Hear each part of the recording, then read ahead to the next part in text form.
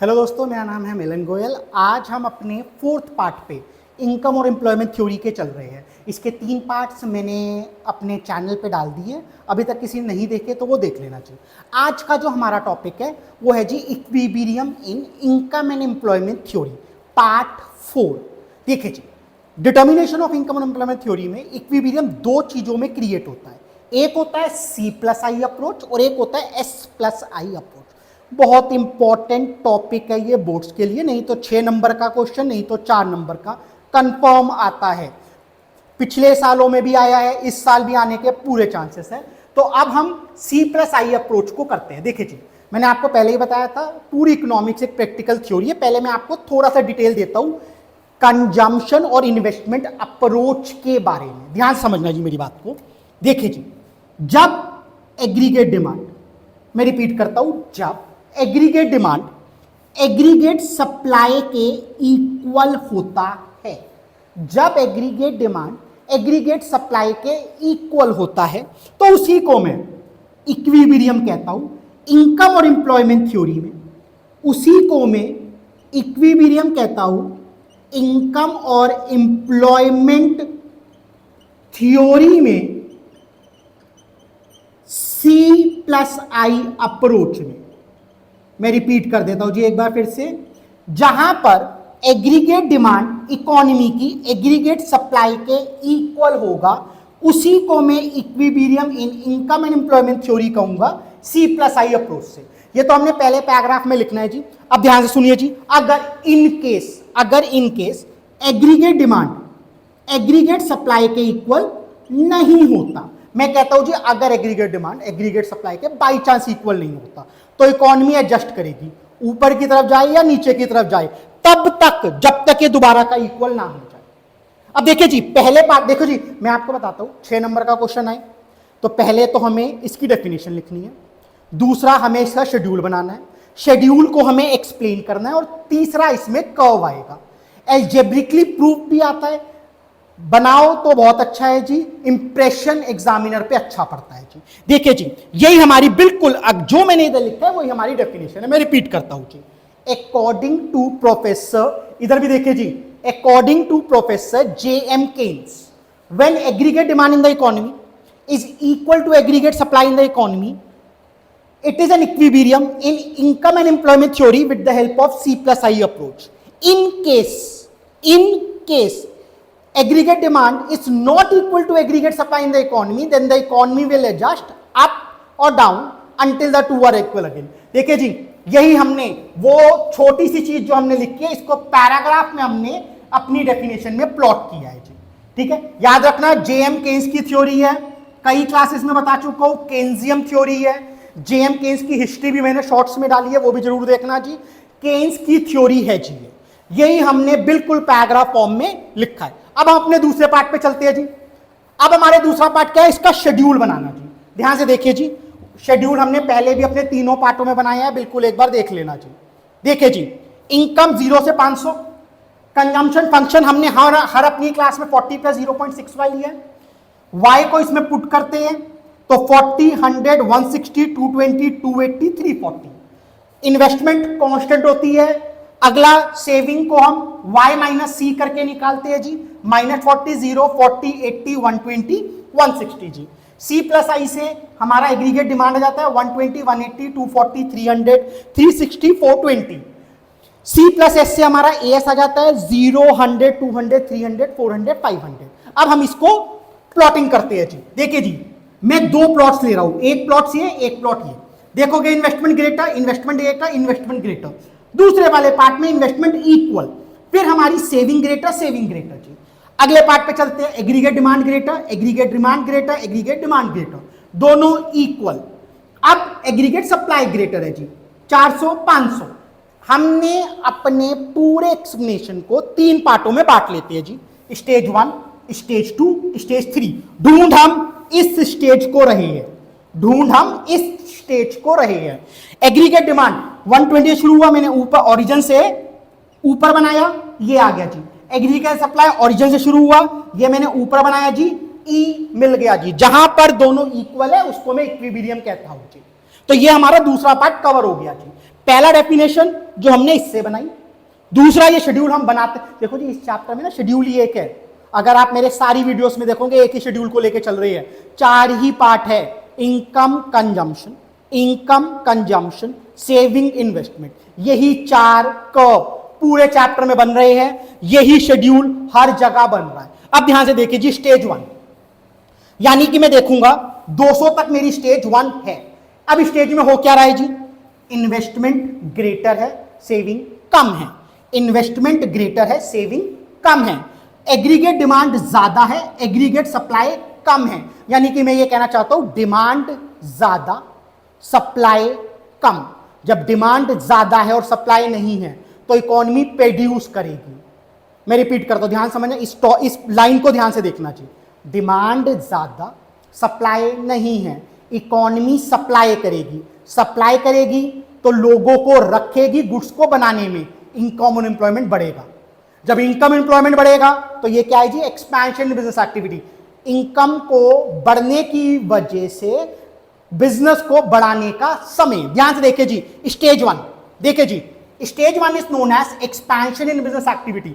मैंने सिर्फ एक्सपेंशन लिखा है जी अभी, फिर मैं इधर ही आ जाता हूं जी, इसमें एग्रीगेट डिमांड ग्रेटर है, एग्रीगेट सप्लाई कम है, इन्वेस्टमेंट ग्रेटर है, सेविंग कम है, इसलिए मुझे इनकम और एम्प्लॉयमेंट को बढ़ाना पड़ेगा। पहली स्टेज हमारी कंप्लीट होती है। दूसरी स्टेज की तरफ चलते हैं जी, इन्वेस्टमेंट सेविंग के इक्वल है, एडी एस के इक्वल है, दोनों ही इक्वल है जी, I is equal to S, AD is equal to S. देखिए जी, हमने पहले बात करी जी, इसी को मैं इक्विलिब्रियम इन बिजनेस एक्टिविटी कहता हूं, aggregate demand equal aggregate supply के, आई इक्वल एस के, इकोनॉमी में इनकम एम्प्लॉयमेंट कुछ भी करने की जरूरत नहीं है जी, इनकम एम्प्लॉयमेंट को छेड़ने की जरूरत नहीं है जी। तीसरी स्टेज पे आते हैं जी 400 और 500 वाली पे, इधर देखेंगे सेविंग ग्रेटर है, इधर देखेंगे एएस ग्रेटर है, यानी कि सिंपल सी बात है जी, एग्रीगेट डिमांड कम है, सप्लाई ज्यादा है, यानी कि गुड्स ज्यादा पड़े हैं, खरीदने वाले हैं नहीं है, यानी कि जितने लोगों को रखा है उनको निकालना शुरू करेंगे, कॉन्ट्रैक्शन इन बिजनेस एक्टिविटी। तो थर्ड स्टेज को मैं कॉन्ट्रैक्शन बिजनेस एक्टिविटी कहता हूं, एग्रीगेट डिमांड इसमें कम है, एग्रीगेट सप्लाई इसमें ज्यादा है, आई इसमें कम है, सेविंग इसमें ज्यादा है, तो इनकम और एम्प्लॉयमेंट को डिक्रीज करेंगे। पहली स्टेज में इनकम एम्प्लॉयमेंट को इंक्रीज करेंगे, दूसरी में कुछ नहीं करना, तीसरे में कम करेंगे। बिल्कुल देखो जी, कुछ हार्ड एंड फास्ट रूल नहीं है, जो हम इधर लिख रहे हैं वही हमने पैराग्राफ में फॉर्म किया है। इससे मैंने डेफिनेशन बना ली, शेड्यूल हम बनाते हुए आ रहे हैं, कर्व इसको देख के बना ली, इसको देख के स्टेजेस को एक्सप्लेन कर दिया। ठीक है जी, अब ध्यान से देखिए जी, मैं प्रूफ करके दिखाता हूं, एल्जेब्रिकली प्रूफ करके दिखाता हूं कि 300 पे ही इक्विलिब्रियम आ रहा है। तो ये क्वेश्चन 6 नंबर का हमारा कवर हो जाएगा। मैं एक बार और रिपीट कर देता हूं जी, अगर क्वेश्चन 6 नंबर का आए तो देखो इतना तो बना नहीं है जी, पहला डेफिनेशन, दूसरा शेड्यूल और कर्व, तीसरा शेड्यूल को एक्सप्लेन करना। 6 नंबर का है तो एल्जेब्रिकली प्रूफ करोगे, बहुत आसान है, नंबर अच्छे मिलते हैं, इंप्रेशन अच्छा पड़ता है जी। देखो ध्यान से समझो चीज बात, इक्विलिब्रियम जहां पर एडी एएस के इक्वल है, यही अभी तक हम डिस्कस कर रहे हैं, एग्रीगेट डिमांड एग्रीगेट सप्लाई के इक्वल है। अगर आप देखो तो एएस हमेशा इनकम के इक्वल होता है, शुरू की क्लास में भी किया था, आज बताता हूं, सप्लाई हमेशा नेशनल इनकम के इक्वल होता है। अगर मैं देखूं तो एग्रीगेट डिमांड का फॉर्मूला C+I होता है, कंजम्पशन और इन्वेस्टमेंट होता है, यहां भी हमने निकाला है जी। देखिए जी, अगर मैं इक्विलिब्रियम में देखूं तो इसकी जगह y पुट कर देता हूं, इसकी जगह C+I पुट कर देता हूं। इक्विलिब्रियम लेवल पे फॉर्मूला क्रिएट हुआ, न्यूमेरिकल में यूज आएगा y = C+I। वैसे y का फॉर्मूला C+S होता है नॉर्मल कंडीशन के लिए जी, पर इक्विलिब्रियम पे y का फॉर्मूला C+I है। देखो जी, y ऐसी रखा मैंने, इसकी वैल्यू मैंने 40 + 0.6 y ली है जी, इसकी वैल्यू मैंने 80 लिया। ये देखो जी, इसकी वैल्यू 40 + 0.6 y और इसकी वैल्यू 80, सब जगह 80 आ रही है। y = 120 + 0.6 y, ये y इधर गया तो 0.4 बचा, 120 जी। अब ये इधर मल्टीप्लाई और इधर डिवाइड आया तो ये 300 आंसर आ गया। और देखिए जी, इक्विलिब्रियम भी 300 पे ही है, ये एल्जेब्रिकली प्रूफ है जी। ठीक है जी, इस टॉपिक में पहले तो मैं बताता हूँ इस साल के लिए बहुत इंपॉर्टेंट टॉपिक है जी। इक्विलिब्रियम दो ही तरीके के होते हैं, C प्लस आई और S प्लस आई। अब हम अपने S प्लस आई अप्रोच की तरफ चलते हैं जी। अब हम अपने दूसरे टॉपिक की तरफ चलते हैं जी। इक्विलिब्रियम का दूसरा पार्ट जी, saving and investment approach. Hopefully आपको C प्लस आई अप्रोच बहुत अच्छी तरह समझ में आई होगी।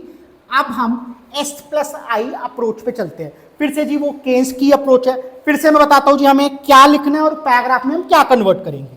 देखिए जी, जहां पर हमारी एग्जांते सेविंग, एग्जांते प्लान्ड एक ही बात होती है। इसके ऊपर एक शॉर्ट बनाया है, उसमें इसकी डेफिनेशन लिखी है, जरूर देखना जी। जो एग्जांते होता है, ठीक है जी, ये बिफोर द इवेंट होता है, इसका मतलब जी लैटिन वर्ड है बिफोर द इवेंट, वो देखना जरूर, शॉर्ट्स देखना। एग्जांते सेविंग जहां पर एग्जांते इन्वेस्टमेंट के इक्वल होती है, जहां पर एग्जांते सेविंग यानी कि प्लान्ड सेविंग प्लान्ड इन्वेस्टमेंट के इक्वल होती है, इसी को मैं इक्विलिब्रियम कहता हूं इनकम और इंप्लॉयमेंट थ्योरी में S प्लस आई अप्रोच के। फिर वही बात जी, अगर बाई चांस ये नहीं इक्वल होता तो इकोनॉमी एडजस्ट करेगी अप और डाउन जब तक वो इक्वल ना आए। मैं डेफिनेशन बोलता हूं जी, इसी को देख के डेफिनेशन प्लॉट करता हूं जी। According to professor J.M. Keynes, when planned investment, याद रखना, planned investment is equal to planned saving, it is in the economy, the situation is known as equilibrium with the help of S plus I approach. If in case planned investment is not equal to planned saving, then the economy will adjust up or down until the two are equal again. फिर से जी इसी चीज के ऊपर मैंने पूरी definition को plot कर दिया है। अगला मेरा शेड्यूल जी, सिर्फ S प्लस आई चाहिए, इसलिए मैंने S प्लस आई ही फोकस किया है। इनकम 0 से 500, कंजम्पशन 40 प्लस 0.6y लेके वैल्यू पुट करके ये वैल्यू आई। इन्वेस्टमेंट कांस्टेंट ये y माइनस सी पुट करके आंसर निकाला गया। इसमें भी 3 स्टेजेस आ रही है। पहला जब I ग्रेटर है, दूसरा जब I और S इक्वल है, यही हम ढूंढ रहे हैं, तीसरा जब I लेस है S के। ठीक है जी, ये हमारी कर्व जी, माइनस से शुरू हुई सेविंग जी, ओरिजिन से नीचे शुरू किया, ऊपर की तरफ गया। इन्वेस्टमेंट कांस्टेंट है, कांस्टेंट प्लॉट कर दिया, आई बार भी कह सकते हैं। ई का मतलब इक्विलिब्रियम। दूसरा पार्ट हमारा शेड्यूल और कर्व का ही है। पर याद रखना जी, हम अपने एक्सप्लेनेशन में ये ना अलग से भी बहुत बार पूछा जाता है। ये वाला टॉपिक मैं रिपीट करता हूं, अलग से भी बहुत बार पूछा, बोर्ड्स में जा चुका है। ठीक है जी, मैं 2 स्टेजेस को एक्सप्लेन करूंगा, एक ये और एक ये। पहले मेरी बात ध्यान से सुनो जी, हमें दोनों को इक्वल बनाना है, तो जो प्रोस्पेक्ट उठाएंगे इन दोनों को इक्वल उठाने के बनाएंगे। पहली बात क्या कहते हैं, जो आय है वो ग्रेटर है, एस कम है। आपने देखा है जो आय है वो कांस्टेंट है, आई से तो छेड़खानी हो ही नहीं सकती, आई से तो छेड़खानी हो ही नहीं सकती। छेड़खानी किससे होगी, इनकम से या सेविंग से। आई कांस्टेंट ही हमेशा रहेगा जी। ठीक है जी, अब क्या करेंगे जी, 200 तक आ रहा है, नहीं तो इनकम को बढ़ाएंगे। मैं रिपीट कर देता हूं, नहीं तो इनकम को बढ़ाएंगे, किसी भी तरीके से 200 तक 300 तक पहुंचना ही है। नहीं तो हम क्या करेंगे, अपनी सेविंग को बढ़ाएंगे जिससे हम यहां तक पहुंचे। 2 ही प्रोस्पेक्ट है जी, मैं लिखा हुआ पढ़ता हूं जी। In this producer increase employment and, देखो जी इंप्लॉयमेंट को इंक्रीज बात करी थी मैंने, इनकम को इंक्रीज तो इंप्लॉयमेंट इंक्रीज जी। And it will produce less, produce more, बनाएंगे ज्यादा, जिससे हमारी इनकम राइज होगी और सेविंग बढ़ना शुरू होएगा। यही मैंने बात बताई है जी अभी, इनकम को बढ़ाना या सेविंग को बढ़ाना, जिससे हम आई और एस के इक्वल दोबारा पहुंच जाए जी। दूसरे केस में क्या करेंगे जी, ये नीचे वाले केस में नहीं तो इनकम को घटाएंगे नहीं तो सेविंग को घटाएंगे, वही मैंने लिखा है। इन this producer decreases employment and will produce less, national income will fall, as a result planned saving start decreasing until the two are equal again। दोनों स्टेजेस बता दी गई है जी। फिर मैं बता रहा हूं 4 नंबर के लिए आए, मोर देन इनफ है जी। 4 नंबर से ज्यादा है तो एल्जेब्रिक प्रूफ इसमें भी है जी। देखिए जी, मेरी बात ध्यान सुनिए जी। एल्जेब्रिक प्रूफ क्या है जी, हमेशा इक्विलिब्रियम पे आई और एस इक्वल होता है, इसमें तो कोई किसी को डाउट नहीं होगा। इन्वेस्टमेंट सेविंग के इक्वल होता है। अब क्या है जी, इन्वेस्टमेंट को हम ऐसे ही लिखते हैं जी, ऐसे ही लिखा इन्वेस्टमेंट को, सेविंग का मैं फॉर्मूला डाल लेता हूं। सेविंग का फॉर्मूला होता है y माइनस सी। मैं रिपीट कर देता हूं जी, इक्विलिब्रियम लेवल पे हमेशा आई एस के इक्वल होता है। आई मैंने ऐसे ही लिखा, इसका फॉर्मूला ये डाल दिया, देखो जी ये वाला फॉर्मूला यहां पर पुट कर दिया जी। अब इसकी वैल्यू को सब्स्टिट्यूट करता हूं जी, 80 आया, इन्वेस्टमेंट कांस्टेंट या कहीं से भी लोगे 80 ही रहेगा, इज इक्वल टू वाई ऐसे ही रखा क्योंकि वाई इक्विलिब्रियम ही दिखाना है, प्रूव इक्विलिब्रियम ही करना है, इज माइनस इसकी वैल्यू हमने 40 प्लस 0.6 वाई ली है। मैं रिपीट करता हूं जी, आई ऐसी रखा 80, वाई ऐसी रखा, इसकी वैल्यू सब्स्टिट्यूट ये वाली वैल्यू यहां पर डाल दी गई है जी। 80 ऐसी रखा, ब्रैकेट ओपन करता हूं जी, माइनस 40 आया, माइनस 0.4 वाई आया। किसी को कोई डाउट जी? सॉरी 6 आया, सॉरी 6 आया जी, ब्रैकेट सिर्फ ओपन किया, अभी तक कुछ और नहीं किया। अब इधर इधर ले आता हूं, ये 120 हो गया, इधर माइनस होता है, इधर प्लस 120, इधर 0.4 बचा, एक में से 0.6 गया, 0.4 बचा, यानी कि इसको नीचे ले जाऊंगा तो y की वैल्यू 300 आ जाती है जी, और यही 300 यहां पर है। ये एल्जेब्रिक देखो जी, इंप्रेशन बहुत अच्छा है जी इसका, इस चीज का इंप्रेशन बहुत अच्छा है हमारे एग्जामिनर जो हमारे क्वेश्चन को चेक कर रहा है। 6 नंबर में 4 नंबर में भी बनाओ जी, बहुत छोटा सा प्रोस्पेक्ट है पर अच्छा एक्सप्लेनेशन है। तो इसी के साथ हम आज की वीडियो अपनी खत्म करते हैं। 5वें पार्ट में मैं वेरी वेरी इंपॉर्टेंट इन्फ्लेशनरी और डिफ्लेशनरी गैप लाऊंगा। इसके रिलेटेड कोई भी क्वेरी हो मुझे डीएम करना, उसी समय आपके पास आंसर आएगा। तो आज की क्लास हम खत्म करते हैं। Thank you so much.